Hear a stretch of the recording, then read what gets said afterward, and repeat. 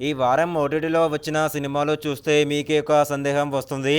అందుకే మీకోసం సమయం వృధా కాకుండా మంచి సినిమాలు ఏవో సులభంగా చెప్తాను. చివరి వరకు చూడండి. ఫస్ట్ మూవీ విష్ణు విన్యాసం. ఇది ఒక కుటుంబ కథ.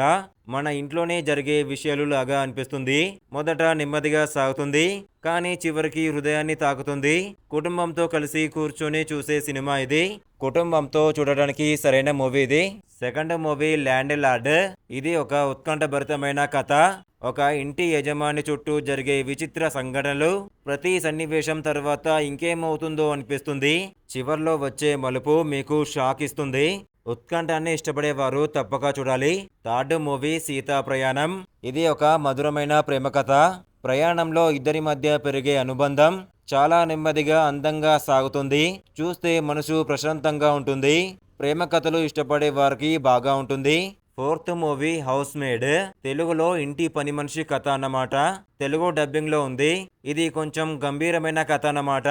ఒక పని మనిషి జీవితంలో జరిగే సంఘటనలు మొదట సాదాసీదాగా అనిపిస్తుంది, కానీ తర్వాత భయంకరంగా మారుతుంది. కొన్ని సన్నివేశాలు మాత్రం మిమ్మల్ని ఆలోచింపజేస్తాయి. గంభీరమైన కథలు ఇష్టపడే వారికి బాగా నచ్చుతుంది. తర్వాత మూవీ పేరు వచ్చేసి చీరయ్య. ఇది ఒక నేర పరిశోధన కథమాలిక. ప్రతి భాగంలో కొత్త మలుపు ఉంటుంది. ఒక్కసారి మొదలు పెడితే మధ్యలో ఆపలేరు. తరతరాలుగా చూడటానికి అద్భుతం. మొత్తానికి ఈ వారం అందరికీ నచ్చేలా అన్ని రకాల కథలు వచ్చాయి. మీకు నచ్చినది ఎంచుకుని చూడండి. సమయం వృధా కాకుండా ఆనందించండి. ఇలాంటి వివరాల కోసం మాతోనే ఉండండి. మీరు ఏ సినిమా చూశారో కింద కామెంట్లో చెప్పండి ప్లీజ్.